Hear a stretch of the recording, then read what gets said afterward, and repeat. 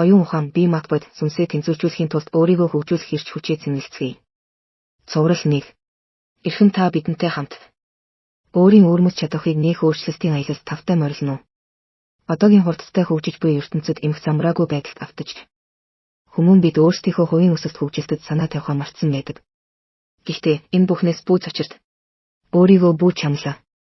Учир нь би яг одоо танд өөрийгөө хөгжүүлэн удирдан чиглүүлэх хүчээ цэнгэлэн өөрийн сэтгэцэд. Бие махбод оюун санааны тэнцвэртэй байдалд хүрэхэд тань. Туслахаар энэхүү видео блогийг танд зориулж байгааг хүлээн авна уу? Та одоо өөртөө илүү итгэлтэйгээр сэтгэл хангалуун. Зорилготой амьдралынхаа замд өөрийнхөө сэтгэл оюунаа бэлтэн үү? Нэгдүгээрт өөртөө зайсан дотоод хүчээ нээхэд бэлт. Энэхүү аялал хүн нэг бүрт байгаа асар их хүчийг дотроо ойлгохоос эхэлдэг. Та бид зүгээр л идэвхгүй амьтад биш, харин өөрсдийн хувь заяаг бүтээгчид шүү. Энэ хүчийг таньж ашигласнаар өөртөө эргэлзэх заатуулж буй хязгаарлалтын гинжнээс салж чадна. За үүгээр түр завсарлая. Анхаарал тавьсан танд баярлалаа. Дараагийн видео хүртэл баяртай.